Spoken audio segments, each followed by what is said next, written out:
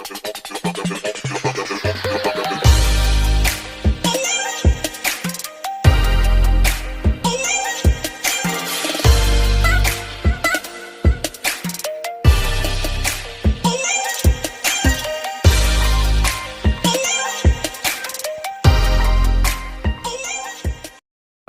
wabarakatuh. Perkenalkan, kita dari kelompok 6 ingin mempresentasikan mata kuliah yang evaluasi audit pengelolaan SDM dan talenta. Sebelumnya saya ucapkan terima kasih kepada dosen pengampu kita yaitu Ibu Jenita Apriani, SEMM, dan terima kasih juga kepada teman-teman yang telah melihat video presentasi kita ini. Sebelumnya saya akan memperkenalkan diri. Perkenalkan, nama saya Daniel Ali. Terus anggota kelompok saya itu ada Alia Maharani. Terus yang ketiga ada Hana Umairo, ada Riki Nugraha. Terus ada Spalastia Amanda, Cinta Silence Pilgers. Terus yang berikutnya ada Tiara Rahmawati, dan yang terakhir ada Puji Permatasari. Pengertian. Salah satu fungsi manajemen adalah pengawasan. Tujuannya adalah untuk menjaga dan mengamankan harta milik perusahaan dari penyimpangan-penyimpangan baik oleh pihak internal maupun eksternal perusahaan.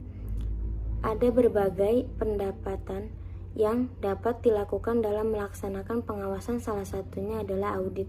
Audit adalah kegiatan pemeriksaan terhadap suatu kesatuan ekonomi yang dilakukan seseorang atau kelompok lembaga yang independen yang bertujuan untuk mengevaluasi atau mengukur lembaga perusahaan dalam melaksanakan tugas atau pekerjaan dengan kriteria yang telah ditentukan.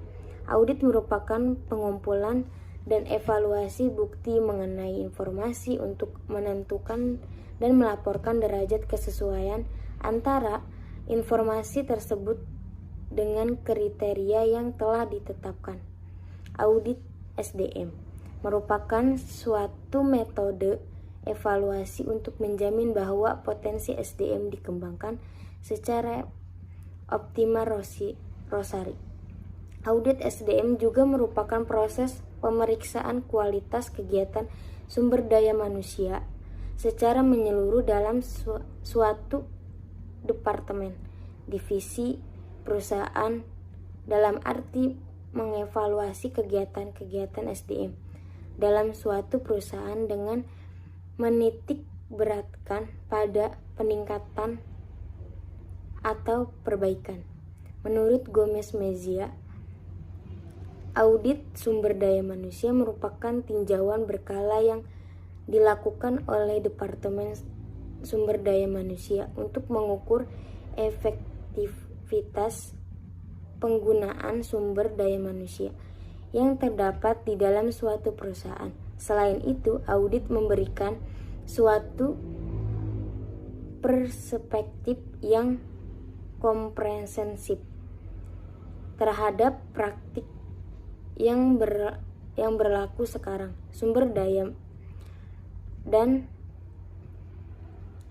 kebijakan manajemen mengenai pengelolaan SDM, serta menemukan peluang dan strategi untuk mengarahkan peluang dan strategi tersebut. Intinya, audit dapat menemukan permasalahan dan memastikan kepatuhan terhadap berbagai peraturan perundang-undangan dan rencana-rencana strategis perusahaan. Tujuan audit SDM. Tujuan menurut Rifai, audit SDM bertujuan untuk 1. Mengenai efektivitas SDM. 2. Menemukan aspek-aspek yang masih dapat diperbaiki. 3. Mempelajari aspek-aspek tersebut secara mendalam. 4. Menunjukkan kemungkinan perbaikan serta membuat rekomendasi untuk pelaksanaan perbaikan tersebut. Ada pula tujuan feedback dari suatu pelaksanaan audit SDM adalah 1.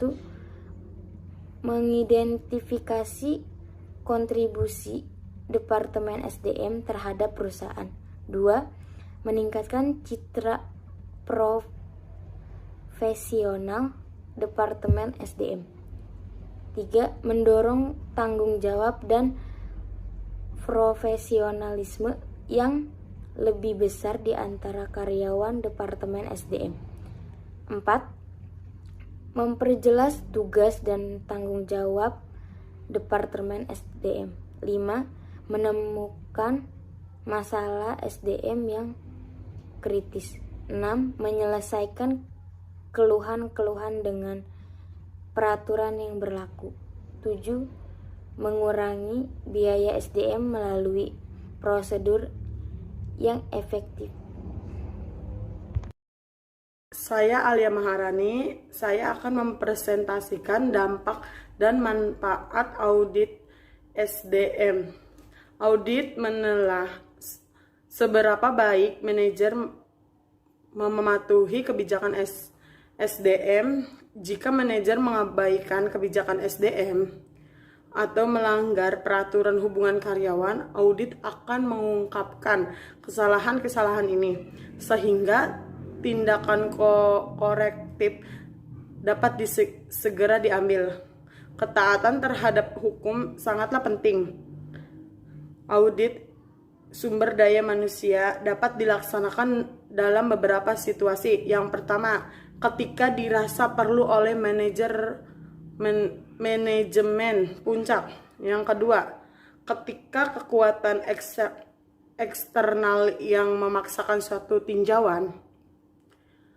Perusahaan induk, perusahaan yang mengakuisisi, dewan komisaris, badan pemerintah, dan lain-lain. Yang ketiga, ketika manajer baru bertanggung jawab atas Departemen Sumber Daya Manusia. Yang keempat, ketika suatu perusahaan yang signifikan dalam dunia usaha yang memaksa konsiderasi ulang sumber daya manusia. Contoh, penurunan bisnis, ekspansi yang gencar, ancaman sedikit pekerja, dan perputaran karyawan yang tinggi sekali. Yang kelima, ketika suatu keinginan spesialis sumber daya manusia untuk meningkatkan praktek dan sistem sumber daya manusia perusahaan.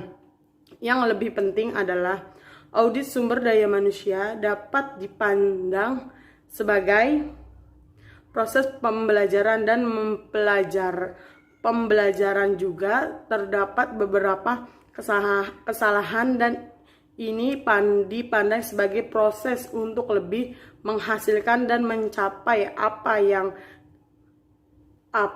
yang dipandang sebagai praktik terbaik menurut RIPAI 2004. Audit MSDM mengevaluasi aktivitas MSDM yang digunakan dalam suatu perusahaan dan merupakan pengandalian kualitas keseluruhan mengevaluasi aktivitas SDM dan suatu perusahaan. Manfaat dari audit sumber daya manusia ini antara lainnya. Yang pertama, audit fungsi SDM. Audit fungsi SDM ini bertujuan untuk mengukur efektivitas dari sumber SDM yang berada pada organisasi. Yang kedua, audit kepatuhan yang merupakan audit yang mengkaji kepatuhan perusahaan terhadap hukum, kebijakan maupun prosedur yang terkait dengan fungsi SDM. Yang ketiga, audit iklim SDM, di mana ini sangat mempengaruhi kondisi karyawan mulai dari motivasi, semangat, hingga kepuasan kerja. Yang keempat, audit strategi perusahaan. Mengapa audit strategi perusahaan menjadi penting. Hal ini karena strategi perusahaan menentukan keunggulannya dalam bersaing di pasar. Terima kasih. Baik, selanjutnya di sini saya akan menjelaskan sumber data audit SDM. Berbagai sumber data yang ada harus selalu digunakan selama audit SDM ini. Antara lain yaitu yang pertama pemeriksaan fisik perusahaan, yang kedua konfirmasi, yang ketiga dokumentasi, yang keempat observasi, dan yang kelima yaitu pertanyaan pada klien. Selanjutnya di sini juga saya akan membahas tentang metode audit SDM berdasarkan riset. Riset ini juga digunakan untuk meninjau aktivitas atau fungsi SDM. Beberapa alat pengumpulan data dapat membantu mengumpulkan informasi tentang aktivitas SDM perusahaan. Alat-alat tersebut meliputi, yang pertama, interview atau wawancara. Ini diperlukan untuk mengumpulkan informasi tentang aktivitas SDM dan mengidentifikasi peluang untuk perbaikan. Yang kedua, informasi eksternal. Informasi sebagai alat auditor yang paling penting. Perbandingan eksternal memberi auditor wawasan tentang aktivitas bisnis perusahaan yang dapat dinilai. Beberapa informasi yang diperlukan mudah diperoleh, sementara yang lain sulit diperoleh. Selanjutnya yang ketiga yaitu ada survei. Survei ini relatif memakan waktu dan mahal, dan karena itu terbatas pada beberapa orang dalam praktiknya. Sehingga banyak departemen SDM menggunakan kuesioner untuk memperluas penelitian mereka. Yang keempat yaitu eksperimen SDM. Metode ini merupakan metode terakhir, khususnya eksperimen lapangan yang membandingkan kelompok eksperimen dengan kelompok kontrol dalam kondisi nyata. Ketidakhadiran, perputaran, kepuasan kerja, kompensasi, keselamatan karyawan, dan kegiatan lainnya diperiksa dengan menggunakan metode ini. Selanjutnya, mengaudit SDM dengan riset. Ada pendekatan yang dapat diterapkan, yaitu yang pertama, pendekatan komparatif. Riset ini merupakan riset sederhana. Pendekatan ini menggunakan perusahaan lain sebagai model dan kemudian membandingkan hasil atau praktiknya dengan perusahaan tersebut. Pendekatan ini sering digunakan untuk membandingkan data absensi, perputaran karyawan, dan gaji. Yang kedua, pendekatan statistik. Pendekatan ini terdiri dari pengembangan ukuran kinerja statistik berdasarkan sistem informasi bisnis yang ada. Data ini menunjukkan seberapa baik fungsi SDM dan manajer fungsional mengelola perusahaan yang mengungkapkan hal-hal seperti ketidakhadiran dan perputaran karyawan. Yang ketiga, pendekatan kepatuhan. Metode ini memeriksa praktik masa lalu untuk menentukan apakah tindakan tersebut sesuai dengan kebijakan dan prosedur perusahaan atau bahkan melanggar hukum. Ini bekerja dengan mengambil sampel data dari formulir kerja, kompensasi, disiplin, dan evaluasi pekerjaan. Yang terakhir yaitu ada pendekatan manajemen berdasarkan sasaran. Pendekatan ini meminta SDM dan manajer untuk menetapkan tujuan sesuai dengan tanggung jawabnya.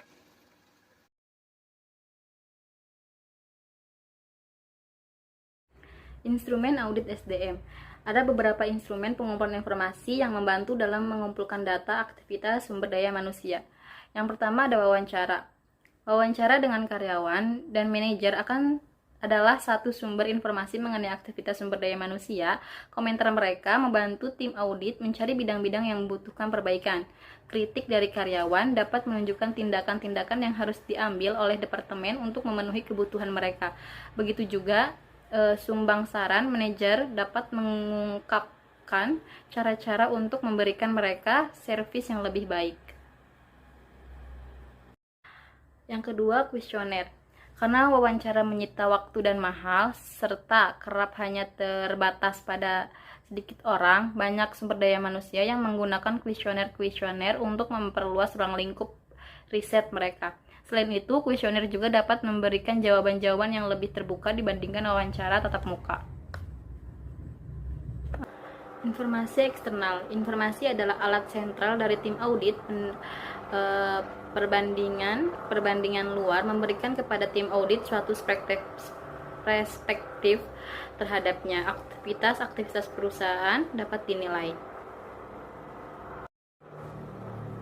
Penelitian eksperimen. Penelitian eksperimen adalah penelitian yang berusaha mencari pengaruh variabel tertentu terhadap variabel lain dengan kontrol yang ketat. Menurut Yatim Rifanto dalam Juriyah 2006. Penelitian eksperimen merupakan penelitian yang sistematis, logis, dan teliti di dalam melakukan kontrol terhadap kondisi.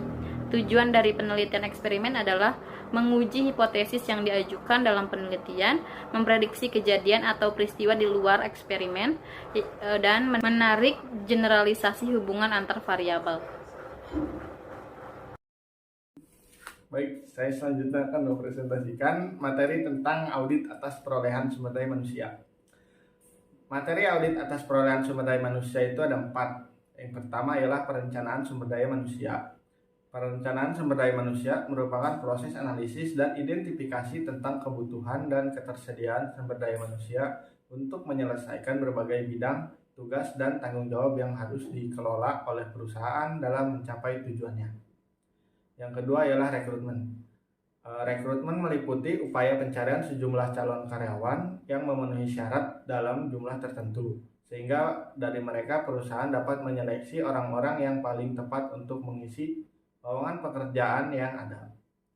Yang ketiga ialah seleksi dan penempatan. Seleksi adalah proses mendapatkan dan menggunakan informasi mengenai pelamar kerja untuk menentukan siapa yang seharusnya diterima menduduki posisi jangka pendek dan jangka panjang. Sedangkan penempatan berkaitan dengan pencocokan seseorang dengan jabatan yang akan dipegangnya.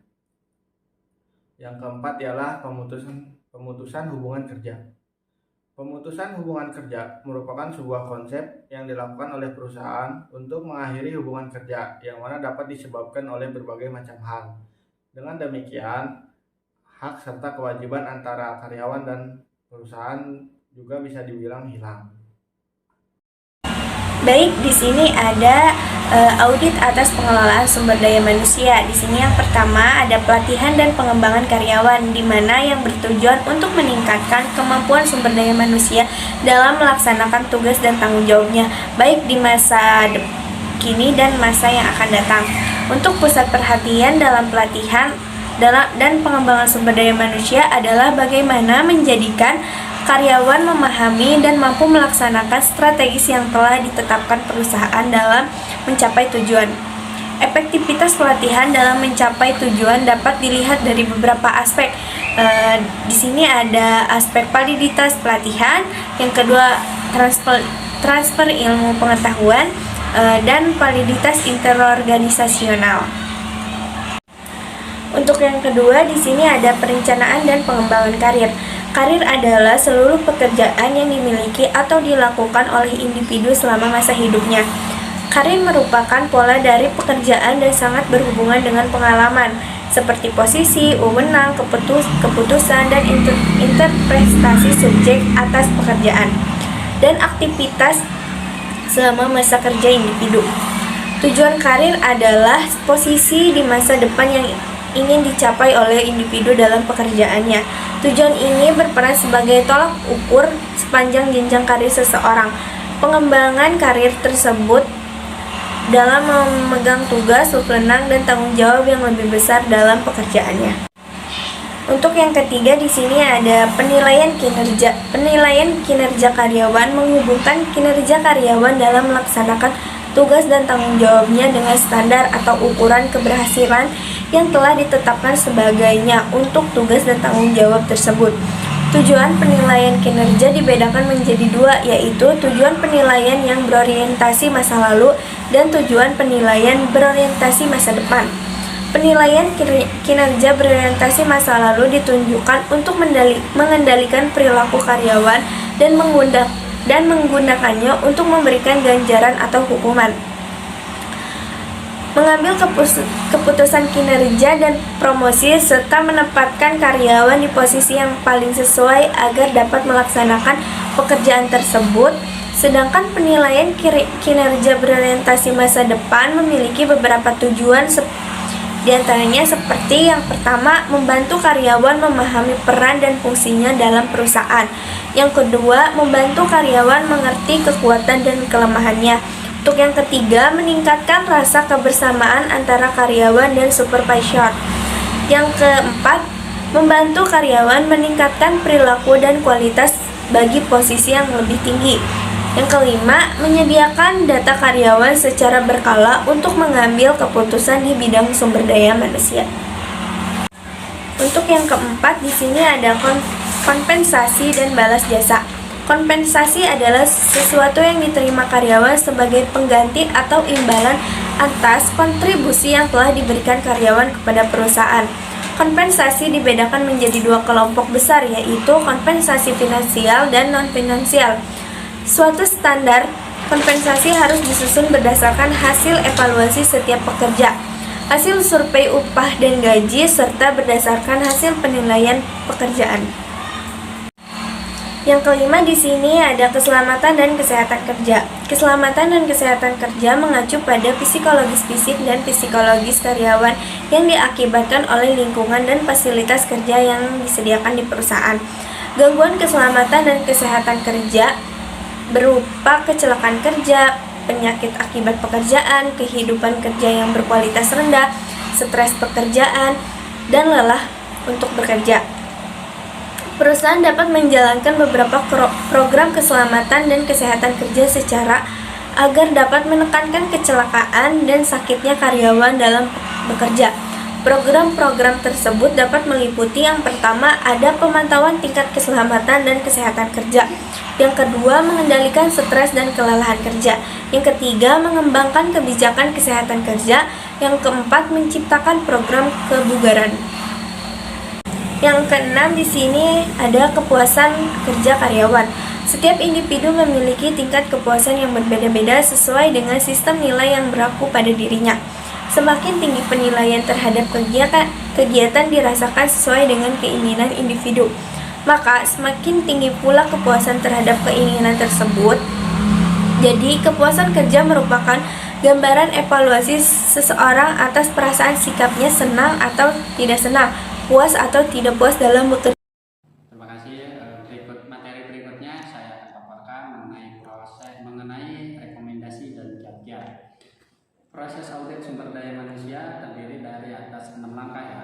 Yang pertama, ada mengkomunikasikan gagasan dan makna audit SDM dan menekankan berbagai manfaat yang dapat diperoleh serta mendapatkan dukungan manajemen puncak. Yang kedua, ada memilih personalia dengan berbagai keterampilan dan menyusun tim audit serta memberikan pelatihan yang dibutuhkan. Yang ketiga, ada mengumpulkan data dari berbagai jenjang, fungsi, dan unit yang berbeda dalam organisasi. Yang keempat, ada menyiapkan laporan audit bagi para manajer lini dan evaluasi departemen sumber daya manusia. Yang berikutnya ada membahas laporan dengan para manajer pengoperasian terkait yang kemudian menindaklanjuti hasil evaluasi. Dan yang terakhir ada memasukkan berbagai tindakan korektif ke dalam proses penetapan sasaran operasi organisasi reguler. Sekian, terima kasih dari kelompok kami. Mohon maaf bila ada kekurangan dari penjelasan kami. Mohon maaf.